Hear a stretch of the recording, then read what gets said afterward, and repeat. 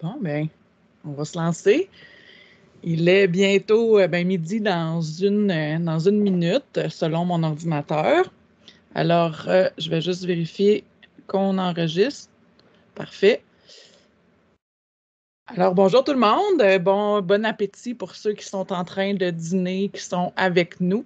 Donc, ce midi, on va explorer un petit peu ensemble la plateforme Biblius, donc en fait, qui est une bibliothèque scolaire, mais en mode numérique. Je vais être accompagnée aujourd'hui pour le webinaire. Évidemment, je ne pouvais pas faire ce webinaire-là sans Julie Roy, qui est là avec nous aujourd'hui, la bibliothécaire au centre de service, en fait.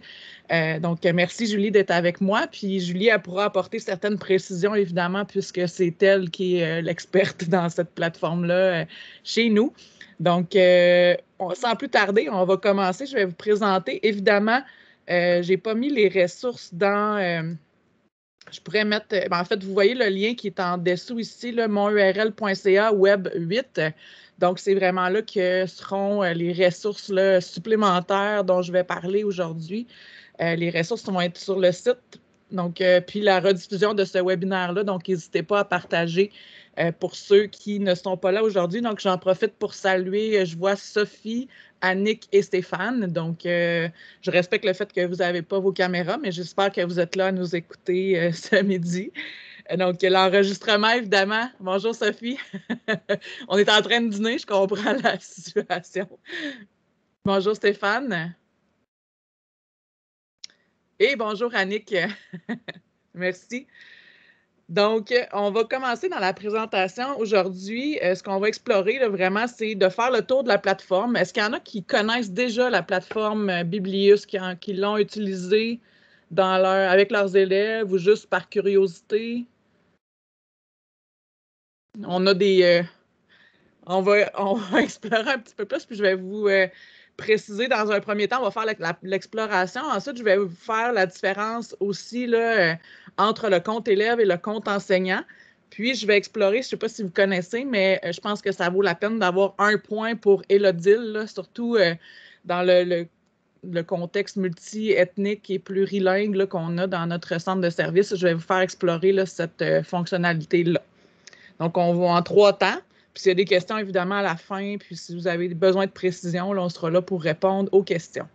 Si je ne vous regarde pas directement, c'est que je regarde mon deuxième écran où est la présentation. C'est plus facile pour moi de vous voir en même temps que je présente. Donc, je ne sais pas si ça vous dit quelque chose, mais ici, c'est le cadre de référence de la compétence numérique. Donc, quand on vient travailler avec le livre numérique, Biblius offre des fonctionnalités d'inclusion et pour répondre à des besoins diversifiés, évidemment. Puis, il vient travailler par le fait même, là, la culture informationnelle, également. Donc, ça touche à 2 dimensions sur 12 et plus, là, évidemment. Ça vient développer les habiletés numériques de nos élèves et de nous également. Donc, qu'est-ce que Biblius? C'est une plateforme de prêt de livres numériques là, qui est offerte pour l'ensemble du Québec. Donc, à la base, pour l'instant, on y a accès, en fait, par le biais de Mosaïque Portail. Donc, quand on a un compte Mosaïque Portail, on peut y accéder par le biais de cette plateforme-là.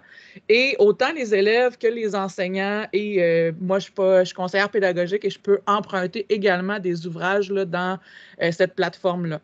Donc, pour le moment, on a 400 titres qui sont en emprunt illimité, c'est-à-dire qu'on n'a pas 50 exemplaires, puis c'est premier arrivé, premier servi. Là, si on veut faire une lecture avec nos élèves, puis qu'elle est dans la banque des 400 titres, on n'a pas à se soucier, là, est-ce qu'il va y avoir assez d'ouvrages disponibles pour chacun de mes élèves pour qu'ils puissent l'avoir sur leur outil numérique. Donc, il y en a vraiment en emprunt illimité. Donc, ça, c'est les titres qui sont fournis par le ministère du Québec, en fait, ministère de l'Éducation. Et évidemment, éventuellement, là, Julie pourra vous préciser tout à l'heure, mais éventuellement, on va ajouter notre collection à nous au Centre de services des découvreurs. Donc là, à ce moment-là, c'est là qu'on aura des emprunts un peu plus limités. Là, si je ne me trompe pas, Julie, juste faire un signe si je ne dis pas de niaiserie, donc c'est ça? Non, c'est bon. Parfait. Donc, il y a aussi, là, on retrouve la fonctionnalité à l'intérieur. Donc, c'est pour ça que ça répond à certains besoins diversifiés des élèves. Là. On a le lecteur immersif qui fait partie là, de chacun des livres. Donc, on a la possibilité de faire lire les livres là, en synthèse vocale dans chacun des ouvrages qu'on retrouve. Donc, c'est vraiment un plus. Je vais vous le montrer tout à l'heure également. Donc, comment on fait pour s'y connecter? Il y a deux façons. Il y a la tuile dans Mosaïque Portail. Donc, quand vous ouvrez votre Mosaïque Portail, là, ça ressemble à ça. Donc, on a la tuile Biblius, on y accède, on n'a pas besoin. Donc, dès qu'on est connecté à Mosaïque Portail, c'est un accès direct. Donc, c'est sûr qu'on n'a pas à entrer d'adresse courriel. Ben oui, là, quand on se connecte dans Mosaïque, mais bon, bref, si on a automatisé Mosaïque, ça va rentrer après en un seul clic. Sinon, il y a un lien direct également. Donc, cssdd.biblius.ca. Mais là, si on n'est pas connecté à notre Mosaïque Portail, évidemment, on va nous demander de se connecter à Mosaïque Portail pour pouvoir entrer. Donc, ça, c'est la même chose pour les élèves. Les élèves, ils ont accès de la même manière. Donc, ça, c'est très simple. Donc, tout le monde qui est dans le centre de service des découvreurs a cette tuile-là dans Mosaïque Portail. Donc, c'est comme ça qu'on y accède. Puis, tout le monde a accès aux 400 titres, là, peu importe où on est. Donc là, on va explorer d'abord l'outil puis ses fonctionnalités.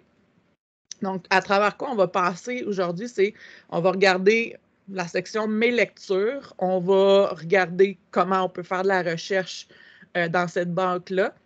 On va regarder les sélections thématiques aussi qui ont été faites par Julie et par Catherine au centre de service. Puis, on va explorer un peu l'outil de recherche puis la recherche avancée là, qui est là pour l'instant, qui sera évidemment, j'en parlerai tantôt, mais qui n'est pas encore très optimal, mais qui évidemment va se développer là, avec le temps.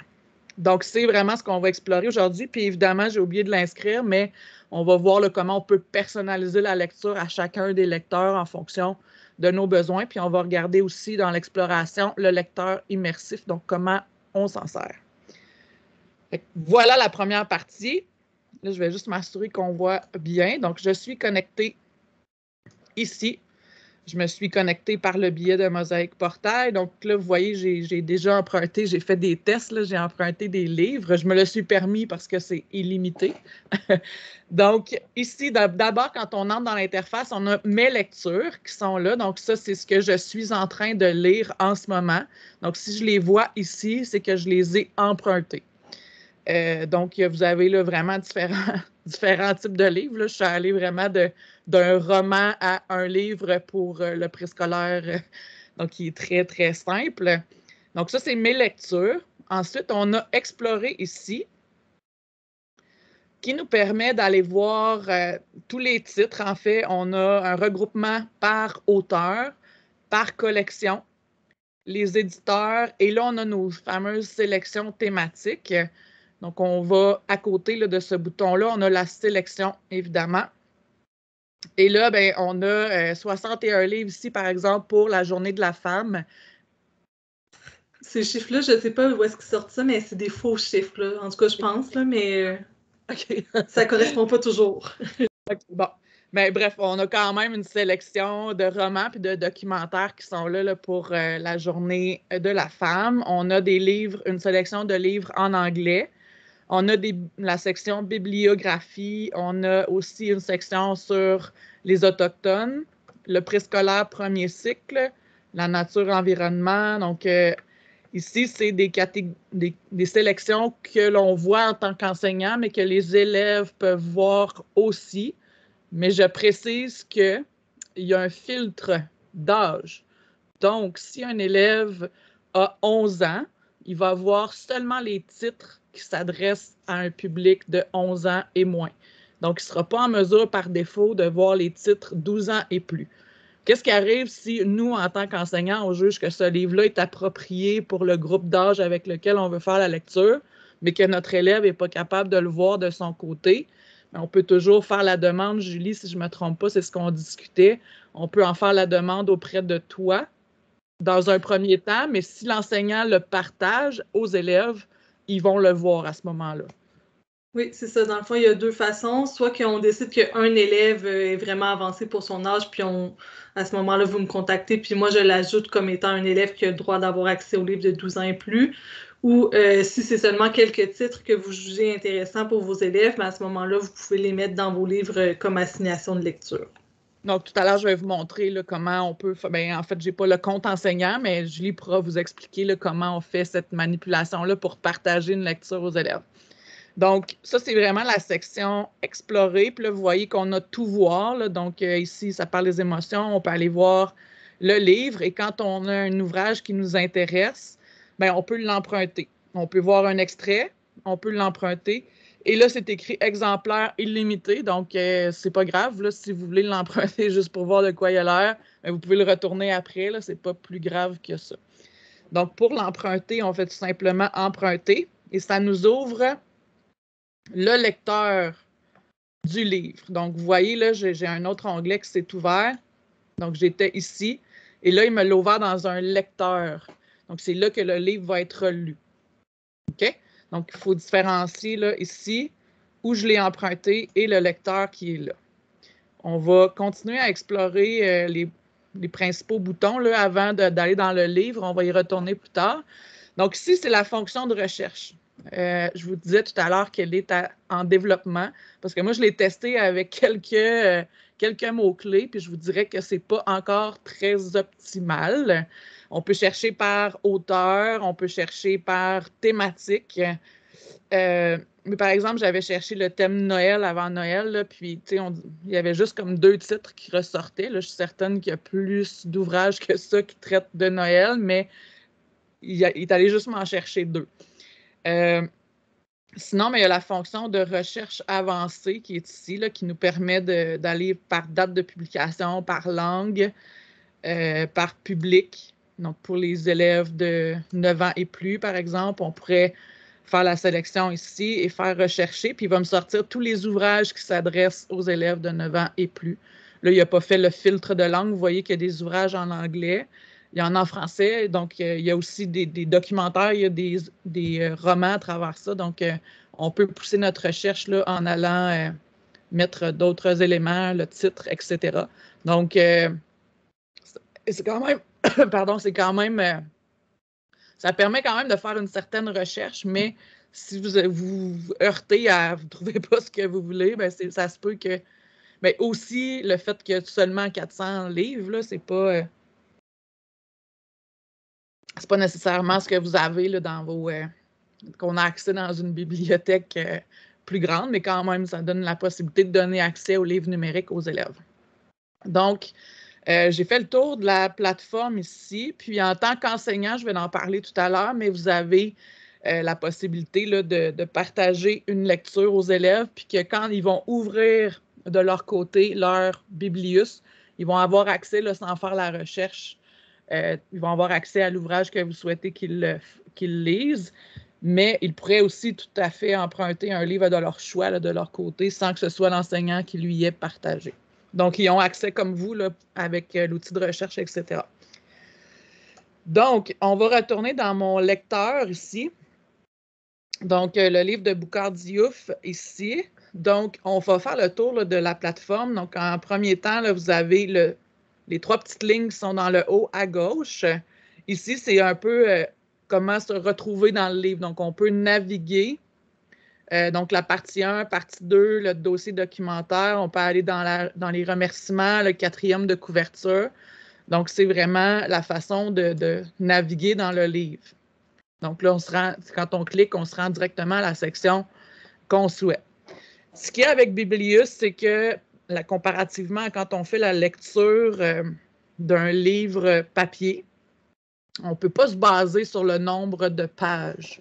Le numéro de la page, c'est-à-dire. Donc, je ne peux pas dire, OK, rendez-vous à la page 20, parce que les élèves peuvent avoir modifié les paramètres de leur livre, puis à ce moment-là, ça tombe, la page 20 n'est pas la page 20 pour tout le monde, puis ce n'est pas nécessairement l'endroit où vous voulez que les élèves aillent. Donc, avec ici, là, on peut rechercher par mots-clés pour se retrouver. Donc, vous pourriez dire une phrase à vos élèves. Une heureuse naissance, puis là, à ce moment-là, il va chercher toutes les sections qui contiennent ce groupe de mots-là. Donc, ça peut être une façon... Là, il ne l'a pas recherché, c'est peut-être juste par mot, en fait. Ouais, si je faisais pas d'erreur, ça irait mieux.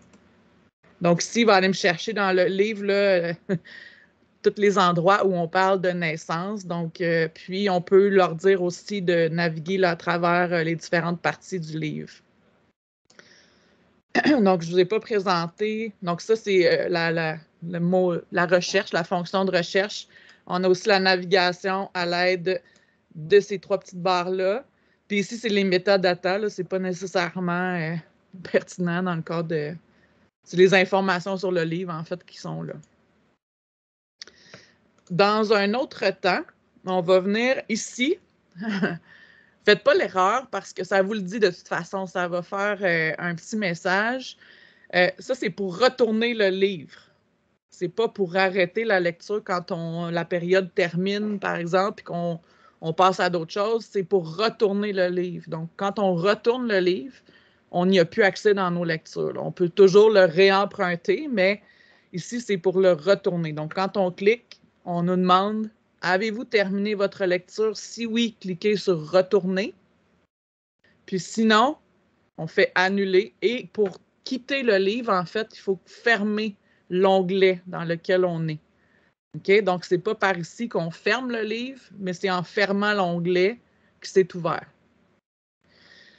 Ensuite, ici, ce qui est intéressant, c'est qu'on peut continuer la lecture hors ligne. Donc, un élève pourrait être, malgré qu'on a on a du réseau maintenant un peu partout, mais si on était dans le chalet au fond des bois, puis qu'on n'a pas de réseau, bien, on peut le télécharger pour faire la lecture hors ligne. Donc, si je le télécharge ici, mais à ce moment-là, j'aurais plus besoin de réseau pour continuer à lire mon livre. OK, donc, il faut que le petit nuage ait été activé. Et finalement, ici, on a le petit engrenage qui nous permet de venir jouer. C'est pour ça que je vous disais tout à l'heure qu'on ne peut pas se fier sur le numéro de page parce que l'élève va venir vraiment ajuster le livre en fonction de ses besoins à lui. Donc, c'est l'avantage que nous procure le numérique, évidemment. Donc, comme moi, si je lis, j'ai besoin que les caractères soient plus gros. Donc, je peux venir ajuster la taille des caractères. Là, on ne le voit pas sur le titre, mais je vais me mettre dans une page où il y a du texte. Donc, je peux varier la grosseur de mes caractères. Donc, vous voyez que si on fait ça, bien, ça joue avec le numéro de page. Donc, c'est pour ça que dans Publius, il n'y a pas de numéro de page. On peut ajouter aussi un espacement là, entre les lignes. Donc là, si vous voyez, mon texte décale. Donc, on ajuste selon ce qui est préférable pour nous. La marge aussi, on peut jouer sur la marge en haut et en bas. Puis, on peut choisir la typographie aussi. Donc, on peut venir personnaliser. Donc, on sait qu'il y a certains types de polices là, qui sont meilleurs pour les élèves, pour la lecture, par exemple, pour des élèves dyslexiques. Donc, on peut venir... Il n'y a pas un grand choix, mais on peut quand même ajuster. J'imagine que ça va se développer, Julie, là, parce que il y a certaines polices qui sont vraiment appropriées pour les élèves. Je ne sais pas si celle-ci en est une, mais... je sais que ça fait partie là, des demandes, là, puis c'est dans les objectifs là, premiers des gens qui développent Biblius que c'est d'offrir des livres qui sont vraiment accessibles. Là. Puis là, ces changements-là, ça fonctionne bien vu que c'est un roman, mais quand on arrive sur des choses qui sont plus graphiques, un peu comme une bande dessinée ou un album, là, changer les caractères ou tout ça, ça fonctionne pas parce que souvent la mise en page est plus fixe un peu. Là. Mais c'est dans les développements à venir. C'est encore en développement pour quelques années, Biblius. Okay. Puis ici, là, évidemment, comme dans toutes les liseuse, on peut changer l'affichage pour mode nuit. Donc, un fond noir avec une police blanche. On peut prendre sépia aussi. Et finalement, on a par défaut là, les paramètres par défaut. Puis ici, c'est dans l'affichage, les derniers paramètres qui me restent à vous montrer. Donc, on a le feuilleteur. Donc, c'est comme un livre, là, les pages défilent. On a également le bloc-notes. Donc, si c'est une page, donc on n'a pas la distraction de se perdre, c'est la page qui est là. Puis là, c'est comme un bloc-notes quand on change de page. Et finalement, on a le défilant. Donc, pour quelqu'un qui préfère ce mode-là, là, le texte va défiler. Moi, j'avoue que je me perdrais dans j'aurais de la misère à naviguer là-dedans, mais bref, c'est là pour chaque besoin. Mais moi, je pense que une page à la fois serait le mieux pour moi. Donc, peut-être je peux te oui, couper vas-y. 2 petites secondes. Dans Biblius, ça conserve l'endroit où est-ce que vous êtes rendu dans votre lecture. Donc, si jamais vous êtes, peu importe le mode que vous avez choisi, quand vous fermez l'onglet puis vous décidez de revenir 2 jours plus tard à votre lecture, ça va se réouvrir là, à la page où est-ce que vous étiez. Ça conserve les paramètres aussi qu'on a mis dedans, j'imagine. Donc, si on a ajusté nos paramètres, est-ce qu'ils vont revenir? Je dois avouer que je n'ai pas testé, mais j'aurais tendance à penser que oui. Oui, fait que je vais regarder tantôt. Donc, ici, on a la barre de défilement là, qui nous permet d'avancer dans le livre également. Puis, ici, c'est le lecteur immersif. Donc, justement, ce que je vous parlais, qui nous permet de faire lire le texte. On a une oreille dans le bas. Je ne sais pas si vous la voyez. Ma fenêtre est... Donc, c'est une petite oreille vraiment dans le bas à droite. C'est petit, là. Mais quand on l'ouvre, on a les fonctions ici là, de synthèse vocale qui s'affichent en bas. Donc, si je clique sur on a le volume ici qu'on peut ajuster. Mais si maman m'allait durant tout ce temps, elle ne reprendra jamais ses forces, poursuivit Petit Bélou, peu rassuré. La cause de sa maladie n'est pas le lait qu'elle te donne, petit frère, mais le mal qui infecte ses os maudites. Et ce mal, il ressemble à quoi? Okay. Mais si maman m'allait durant tout ce temps, elle... D'habitude, il part vraiment de... Je sais pas... Je sais pas, il est rendu où. Je pourrais pas dire non plus. Malgré vos efforts, Mickey et toi... Mais en tout cas, bref, je l'ai testé là, 2 secondes, ça allait super bien. Mais là, on dirait qu'il veut pas. Donc ici, c'est la vitesse à laquelle il fait la lecture. Donc, on peut le personnaliser ici. C'est peut-être parce que j'ai un affichage... Je vais le mettre en... je pense que là, tu vois, là, il le prend. Je pense qu'en mode adaptatif, là, je pense que c'est là. On va recommencer au début. Il surligne le texte, là, j'étais surprise qu'il ne le fasse pas, mais il surligne les phrases qu'il est en train de lire. Donc, vous voyez, ça joue avec mon mode d'affichage ici, en mode adaptatif. En tout cas, ça fonctionne. Mais, en chargeant la masse de poissons, nos amis firent un tel tapage que les poissons effrayés se dispersèrent sans demander leur reste.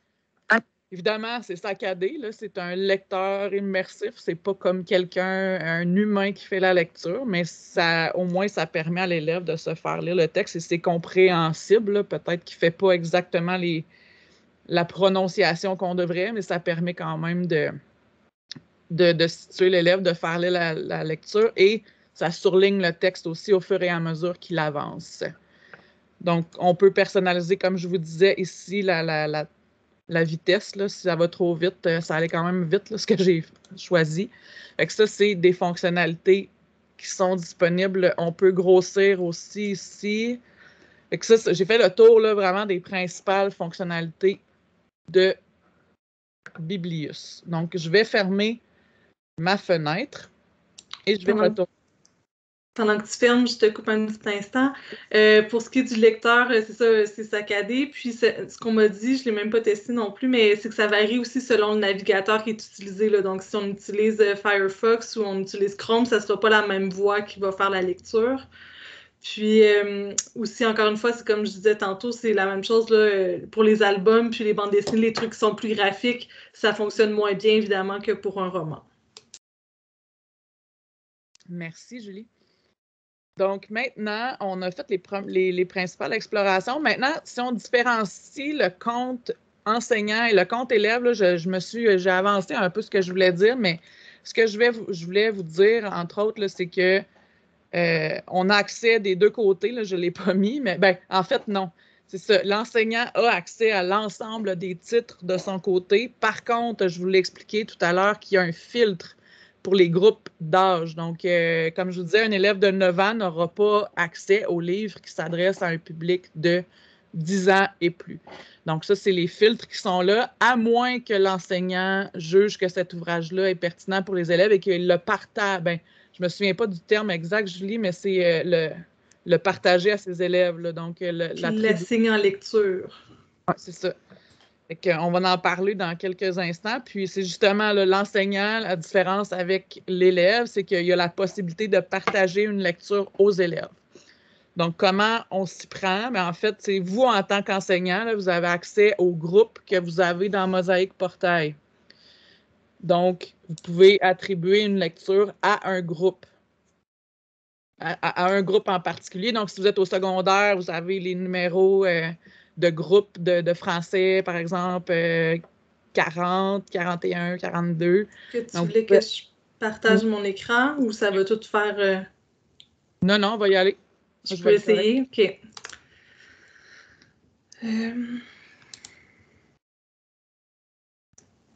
Donc là, comme je suis bibliothécaire, j'ai les droits là, de me connecter avec les comptes de d'autres personnes. Donc là, j'ai emprunté un compte d'une enseignante au primaire. Donc, si elle voulait, par exemple, assigner une lecture, là, on va assigner, on va dire celui-là ici. On peut le faire là, soit en cliquant ici sur « Ajouter en lecture à un groupe » ou on peut le faire aussi à partir du petit icône qui est là.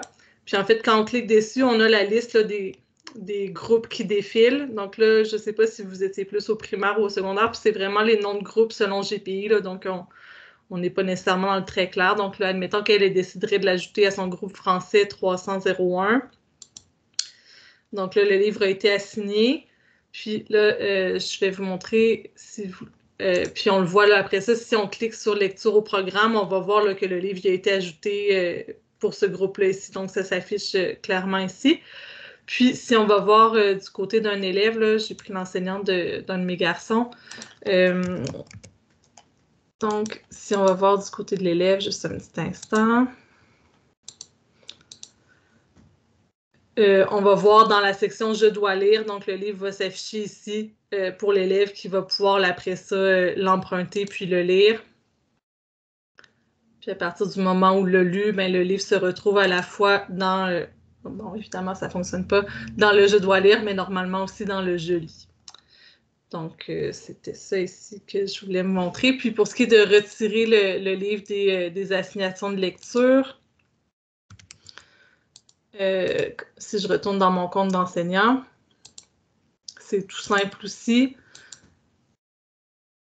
Donc, on va dans les lectures au programme, puis là, on dit, bon, ce livre-là, ce projet-là, il est terminé. Donc, on clique ici, puis on a simplement là, à le retirer des assignations de lecture en cliquant sur le X. Donc, retirer de la lecture au programme. Puis à ce moment-là, il ne se retrouvera plus non plus dans les comptes d'élèves. Donc, c'était juste ça. Merci, Julie. Puis, ce que je veux préciser pendant qu'on en parle, c'est qu'on a eu quelques courriels d'enseignants qui avaient un problème, puis l'élève ne voyait pas la lecture nécessairement qui lui avait été assignée. Donc là, à ce moment-là, il faut que d'abord Mosaïque fasse le lien avec l'élève, Biblius fasse le lien avec l'élève. Donc, un élève doit d'abord se connecter une première fois. Puis c'est certain que si vous lui avez attribué le livre avant qu'il se connecte, la première fois qu'il va se connecter, il ne le verra pas. Donc, il faut d'abord qu'il y ait une association entre les deux.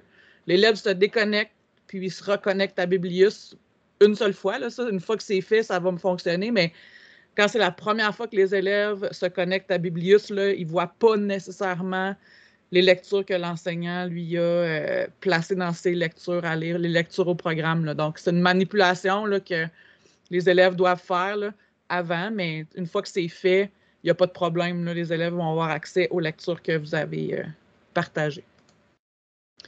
Donc, il me reste certains petits éléments. Je vais revenir pour être sûr de vous voir. Je vais partager mon écran. Ça ne sera pas long. Et voilà. Donc, Élodile, donc ça vaut la peine que je m'attarde puis je vous présente ça. Je trouve que Élodile veut dire éveil au langage et ouverture diversifiée linguistique. Donc, je trouve que c'est un bel outil là, pour nos élèves qui sont en francisation, entre autres, mais c'est un bel éveil là, dans notre contexte multiethnique, là, plurilingue, là, je trouve que c'est intéressant parce que c'est des ouvrages, des albums, il y en a une vingtaine qui sont là, puis ont été traduits dans plusieurs langues. Donc, l'élève, par exemple, pourrait prendre un ouvrage qui est à lire avec l'enseignant, puis il peut se le faire lire dans sa langue maternelle et après en faire la lecture en français, par exemple. Puis, il y a des fiches pédagogiques qui sont associées à cette lecture-là.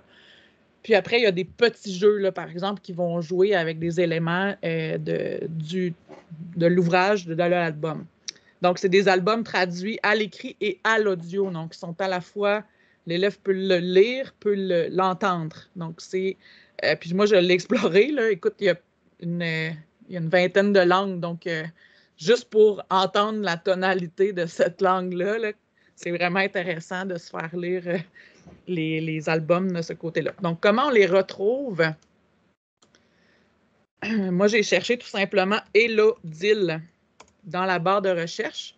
Puis, on voit là, la sélection thématique. On peut le trouver dans sélection aussi. Mais quand on vient, c'est des albums plurilingues. Donc, moi, j'avais exploré là, une visite inattendue. Je l'ai déjà ouvert ici. Donc, vous voyez, je vais avancer dans le livre un peu plus loin. Donc, vous voyez ici. Donc, je peux l'écouter en français et je peux choisir l'autre langue également. Donc, par exemple, je vais l'écouter en français. Nous voilà dans notre rue. Plus que quelques mètres et nous verrons la maison. Nous voilà dans notre rue. Plus que quelques mètres et nous verrons la maison. Ce n'est pas trop tôt. Je meurs de faim après ce long cours de karaté. Donc, je voulais dire que ce qui est intéressant, c'est que ce n'est pas une lecture de lecteur immersif, là. Donc, c'est des comédiens qui ont fait la lecture des ouvrages. Donc, il y a de l'intonation. Ça travaille vraiment l'aspect culturel d'une langue aussi, là. Fait que ce n'est pas un lecteur immersif qui fait ça sans émotion, sans sentiment. C'est une véritable personne qui est derrière là, la lecture. हम अपनी गली में हैं। कुछ मीटर के बाद हमें अपना घर नजर Donc आएगा। là, c'est une autre langue, इस mais par वक्त exemple, काफी on peut there se le faire lire en arabe. Puis, je vous disais que on ne le voit pas dans le livre, évidemment, là, la traduction à l'écrit. On le voit sous la barre de lecture, là. Donc, c'est ici que le texte est traduit parce qu'ils ne sont pas venus mettre... l'album reste tel qu'il est, mais la traduction s'affiche en bas. ها نحن في شارعنا قليل من الأمتار ونرى المنزل الوقت متأخر Donc, وأنا أتضور جوعا بعد là, si je change de page, évidemment, ça va arrêter la lecture, là. Puis, je vous ai dit qu'il y avait des jeux. Donc, écoute et trouve le mot différent. Donc, il y a des jeux qui sont associés au livre. Puis, vous avez des fiches pédagogiques également. Donc, comment travailler avec ces albums-là qui sont multilingues, là. Donc, c'est vraiment des pistes pédagogiques qui sont là. C'est certain que la collection, elle est limitée, mais en tout cas, à moins que je me trompe, là, c'est une collection qui s'adresse pas mal aux primaires, mais dans un contexte d'un élève qui apprend une langue, ça peut être très bien applicable au secondaire, je pense, là. C'est sûr que c'est un peu plus enfantin les thèmes, mais juste pour être en contact avec la langue, écouter la langue, je pense que ça peut être intéressant. Donc ça, c'est Elodil. Évidemment, c'est un projet de l'Université de Montréal. J'imagine qu'ils vont en développer davantage. Donc, je trouve que c'est vraiment une offre intéressante. Puis, quand on l'ouvre, là, vous voyez que j'ai, dans la barre, là, c'est écrit elodilumontréal.ca parce que ça l'ouvre dans une autre interface, là. Vous allez voir, si j'emprunte, par exemple, la collection d'hiver ici, je peux l'emprunter avec Biblius. Donc, on n'a pas toutes les fonctionnalités de lecture dans plusieurs langues là, quand on l'ouvre ici. On a emprunté avec Elodil, c'est là que vous allez avoir vraiment tous ces ajouts-là, là, donc les lectures dans d'autres langues. Donc, ça, c'est la différence entre les deux. Et encore là, ils sont en exemplaires illimités, donc on n'a pas de souci là, de est-ce qu'il va y avoir suffisamment d'exemplaires pour mes élèves. Donc, c'est intéressant pour ça. Et on arrive à la conclusion. On a dépassé un petit peu le 30 minutes, mais Donc, comme je vous disais, là, la plateforme est en développement continuel, puis les développeurs de la plateforme là, sont à l'écoute des besoins, évidemment, des enseignants. Donc, si jamais vous avez une idée de développement, quelque chose qui serait intéressant, moi, j'ai pensé, entre autres, à des annotations là, pendant que l'élève fait la lecture. Il serait intéressant qu'il puisse aller surligner des passages dans le livre, prendre des notes pendant sa lecture, surligner là, par des passages intéressants. Fait que là, j'en fais part à Julie à l'instant, mais j'imagine que je ne suis pas la seule à avoir réfléchi à ça, là, mais les annotations dans le livre en cours de lecture pourraient être très intéressants. Mais comme je vous dis, les fonctionnalités de recherche vont devenir de plus en plus performantes. Donc, on est conscient que ce n'est pas optimal pour l'instant, mais ça fonctionne, mais ce n'est pas optimal. Il y aura la possibilité, quand on aura des collections propres à notre centre de service, de réserver un titre. Si je ne me trompe pas, Julie, c'était ça. Hein? Donc, s'il n'est pas disponible pour le moment, on pourrait réserver un titre parce que là, quand on va avoir notre collection à nous, on va être plus limité dans le nombre d'exemplaires. Là, c'est les ouvrages qui sont disponibles par le ministère de l'Éducation sont en exemplaires illimités, mais notre propre collection, pour bonifier cette collection-là de notre côté, bien, il y aura un nombre limite d'exemplaires. Donc, on pourra, quand tous les exemplaires sont pris, on pourra le réserver, c'est ça? Oui, c'est ça. Dans le fond, il y aurait deux façons de réserver. Soit que, parce que dans le fond, même si c'est une collection qu'on développe localement au centre de service, ça reste que c'est des livres qui sont partagés entre toutes les écoles. Donc, un enseignant qui voudrait faire un projet avec un livre particulier, quand il va y avoir les fonctionnalités de réservation, il va y avoir moyen de réserver un certain nombre d'exemplaires à un enseignant en particulier.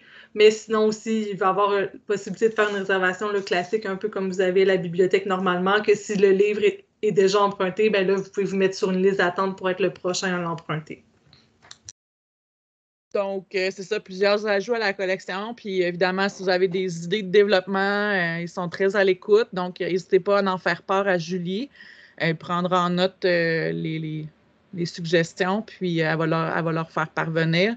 Puis, là, je vais placer plusieurs ressources aussi. Là. Il y a plusieurs tutoriels qui sont développés là, par Biblius eux-mêmes sur leur site. Fait que je vais les placer sur le site, puis je vais partager les ressources là. Bien, je vous ai déjà donné le lien qui mène vers ces ressources-là, mais je vais aussi le partager là, dans l'infolettre qui va partir demain. Donc, vous aurez accès, c'est sur le site web. Puis, si vous avez le lien vers mon site web, vous pouvez juste cliquer sur la petite loupe puis chercher Biblius aussi. C'est une façon facile d'accéder aux ressources. Donc, je pense que j'ai fait le tour. Il y a de la place pour les questions, évidemment. Le webinaire est enregistré, donc vous aurez accès à la rediffusion là, si jamais vous avez manqué un petit bout puis vous n'êtes plus sûr de comment on fait. Donc, l'enregistrement est disponible pour vous. Puis, les prochains webinaires, c'est sur le portfolio numérique avec Google Sites, qui est après la relâche, évidemment. On va tous relâcher la semaine prochaine. Puis, l'autre suivant, c'est sur créer des grilles d'évaluation et d'observation avec Google Classroom. Donc, si vous avez des questions, c'est le moment. Je peux arrêter l'enregistrement pour si vous êtes plus à l'aise de parler. Fait que, on va arrêter ça ici.